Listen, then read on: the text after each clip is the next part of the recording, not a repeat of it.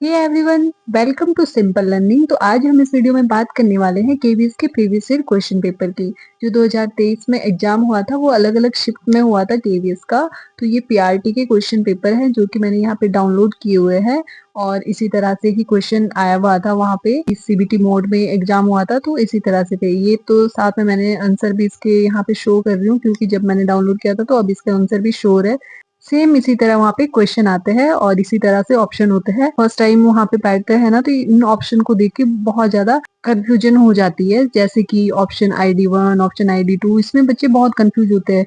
जैसे यहाँ आगे ऑप्शन ID5, 6, 7, 8। तो आज हम स्टार्टिंग के 10 क्वेश्चन इंग्लिश के डिस्कस करेंगे केवीएस पीआरटी के। तो चलो वीडियो स्टार्ट करते हैं, बट उससे पहले थैंक यू सो मच मेरा एक सब्सक्राइबर कंप्लीट होने के लिए। I am so blessed, so glad today, thank you so much. So ये जो क्वेश्चन पेपर है ये फर्स्ट शिफ्ट का है जो 21 फेब को हुआ था और सुबह की जो फर्स्ट शिफ्ट थी 9 बजे की उसमें ये एग्जाम हुआ था। तो फर्स्ट क्वेश्चन हम स्टार्ट करते हैं। यहाँ पे जो पहला क्वेश्चन है उसमें पूछा गया है कि एक्यूमुलेट का सिमिलर मीनिंग क्या है। तो एक्यूमुलेट का जो हिंदी में मीनिंग होता है डिपॉजिट, यानी जमा करना। इसका आंसर होगा फिर स्टोर। हमारा सेकंड क्वेश्चन है टिमिड का ऑपोजिट वर्ड क्या होता है। तो टिमिड का जो मीनिंग होता है हिंदी में वो डरपोक होता है, तो उसका ऑपोजिट हमारा बोल्ड होगा यानी ब्रेव। इस क्वेश्चन में हमने पार्ट ऑफ स्पीच बताना है जो हमारे पास सेंटेंस दिया गया है। Hand to hand fighting took place in Galwan valley. तो ये कौन सा पार्ट ऑफ स्पीच है? Noun, verb, adjective, adverb. तो यहाँ पे जो फाइटिंग है वो एडजेक्टिव की तरह बिहेव कर रहा है। तो अभी हम यहाँ पे तो डायरेक्ट ऑप्शन 3 लगा रहे हैं ना, लेकिन आंसर वहां पे ऐसा नहीं होगा। वाला पोर्शन है इसके आगे आपके यहाँ पे क्लिक करने के लिए होगा, क्योंकि सीबीटी मोड में होगा तो इस तरह से यहाँ पे क्लिक करने के लिए होगा। तो ऑप्शन आपको यहाँ पे क्लिक करना पड़ेगा। जैसे ऑप्शन मेरा यहाँ पे 3 है यानी एडजेक्टिव, तो ऑप्शन ID11। ठीक है, इस तरह से आपको ये वाला आपका आंसर है यहाँ। नेक्स्ट क्वेश्चन है शी इज राइटिंग लेटर। इसका हमने चेंज ऑफ वॉइस करना है। ये है कॉन्टिन्यूअस टेंस में। इसमें V1 प्लस ING का यूज हुआ है और जब हम इसको चेंज करते हैं तो हम V3 में चेंज करते हैं इसको। हमेशा वॉइस P3 में चेंज होता है, बट बीइंग का भी यूज होता है। और हेल्पिंग वर्ब सेम रहती है, बस हेल्पिंग वर्ब के साथ बीइंग यूज होता है। Subject, object, object, subject. इसका आंसर होगा a letter is being written by her. Next question है, इसको हमने चेंज करना है इनडायरेक्ट नरेशन में। The teacher said, "Why are you late today, Sheila?" The teacher asked Sheila why she was late that day. Sixth question है, यहाँ पे कुछ जंबल वर्ड दिए गए हैं, इनको हमने अरेंज करना है एक प्रॉपर सेंटेंस में। तो जब हम इनको रीअरेंज करेंगे तो ये हमारे पास सेंटेंस कुछ इस तरह से बनेगा।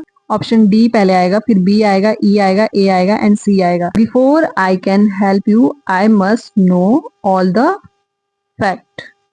सो हमारा आंसर होगा ऑप्शन बी। नेक्स्ट क्वेश्चन है identify the part of the sentence given below that has an error. तो एरर फाइंड आउट करना है हमें। Has either of you saw my book. Either का हम जब भी यूज करते हैं ना तो ये सिंगुलर को रिप्रेजेंट करता है, यानी सब्जेक्ट को ये सिंगुलर बना देता है। आइदर का मतलब होता है दो में से एक।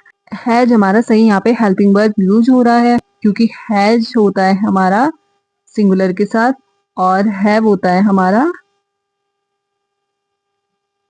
प्लूरल के साथ। ठीक है, मुझे तो ये सही लग रहा है। अगर आपको इसमें कुछ एरर दिख रहा है तो कमेंट जरूर करें। और जो इसमें आंसर दिया गया है 2 है, यानी आइदर ऑफ। हमें यहाँ पे फिलिंग द ब्लैंक बनना है। At the time the phone wrong she dash the table. तो इसका ऑप्शन यहाँ पे, क्योंकि पास्ट परफेक्ट टेंस की बात हो रही है, तो ऑप्शन 4। क्वेश्चन नंबर 9 है कोविड-19 has again dash in China. इसका आंसर आएगा ब्रोकन आउट।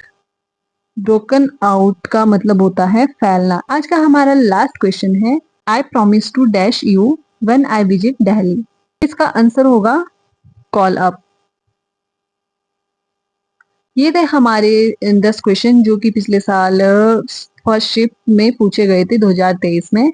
और अगर आप चाहते हो कि मैं इसी तरह से और क्वेश्चन लेके आऊं तो आप कमेंट जरूर करें और मैं इसी तरह से एक सीरीज कंटिन्यू लेके आऊंगी। तो आपने देखा कि इंग्लिश में कितने सारे टॉपिक को इन्होंने 10 क्वेश्चन में भी कवर किया है। आगे भी इंग्लिश 10 नंबर की 20 नंबर की और आएगी, लेकिन ये पर्टिकुलर जो लैंग्वेज वाला पोर्शन था वो इतना ही है। आगे जहाँ पे सब्जेक्ट वाली इंग्लिश आएगी उसमें थोड़ी सी पैडागोजी आएगी इंग्लिश की, थोड़ा सा बुक में से आएगा। और कुछ ग्रामर वहां पे भी आएगी, बट ये एक अलग से 10 नंबर का हिंदी होती है और 10 नंबर की इंग्लिश होती है, जैसे कि मैंने पिछले वीडियो में आपको सिलेबस बताया था उसके अकॉर्डिंग।